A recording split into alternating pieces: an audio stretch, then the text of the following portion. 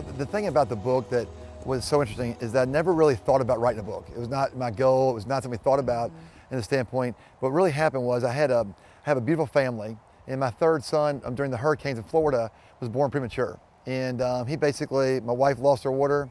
He almost died of dehydration. So he was born in a NICU at just 3 pounds and basically without any hydration, and really had to move in a NICU. If you ever lived in a NICU, a lot of tragedy, a lot of prayers. And so as I sat in the NICU every day with Luke, I started reading the Bible again. I started reading the Book of Mormon. I read anything to find a way to get to God. And so during that period of time, I spent most of the days in the chapel when I wasn't with Luke. And so I started really kind of putting my life back together. And at the same time I was doing that, I had a little bit of bitterness about why me. And then I started getting these prayers from people across the country, Baptist ministers from our buildings, and I started getting letters from CNAs. All of a sudden, I started recording these, and we had 1,100 prayers that came in to Luke just to heal this one baby boy that just got born. And so I started realizing that my skeptical look at the world and how I was kind of looking at myself in some kind of a synthetic way, I realized there's a power greater than me.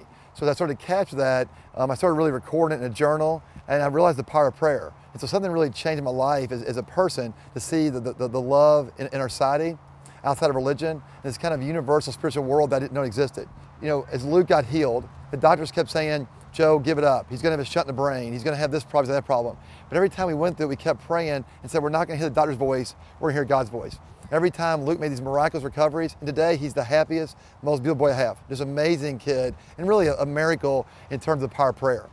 We journaled that. My wife came to me and said, Joe, you're changed. I said, I am changed, and I also want to go deeper. So on my 40th birthday, I went to a pilgrimage to the Holy Land and went to Israel and Palestine as a way to kind of eliminate my childhood Catholic upbringing, kind of eliminate some of the secular dependence, and really to spend time by myself with God.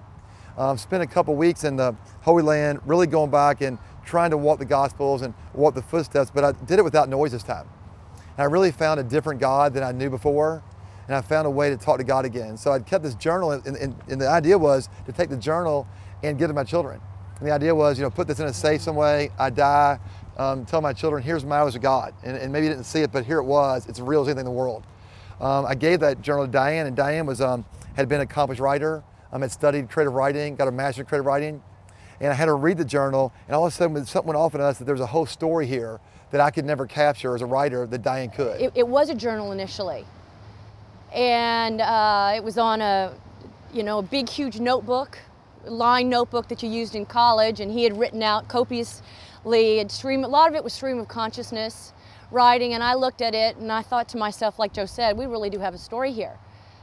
And I just graduated from, I have a Master's of Fine Arts in fiction writing, and I just graduated, and I felt the push from God to say, write it down, write it down. And so we started.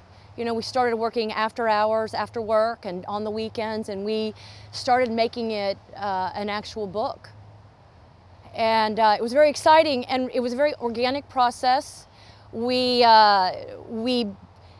did so much research. We got so into it, and a lot of the nuances of Israel and a lot of his background. We got so into it that we wrote this, I think it was like 500 pages or something when we finally sent it off for the first time to the publisher. A lot of it got cut and was on the editing floor after that initial review. But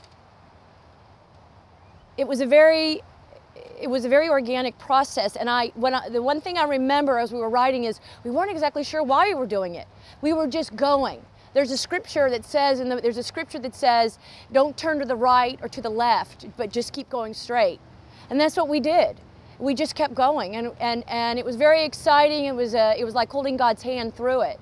And when we sent it to the publisher for that first moment, we knew we were really, it really had a much bigger purpose, I think, than we originally thought. No question. As opposed to just a journal on paper. Yeah, and I think the purpose we were looking at originally was two things.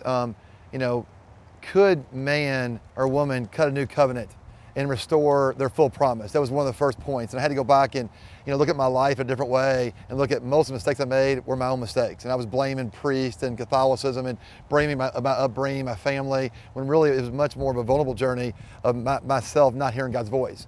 Then the second thing we want to do, originally it was to let Christians go to the Holy Land and say, look, I know it's scary at times, but it's a great place to go back and block out all secular world and just hear God's voice again. So we're trying to really push the Christians there. And then the book took a turn where it started impacting us and how we ran our business, how we started living our lives, and then it kind of built momentum. And today I think it's got a lot of great messages about society, about why you need prayer in the workplace. I think it's got a great message about our businessman as we see society struggle economically, about how to hear God's voice and discernment and decision making as a business leader.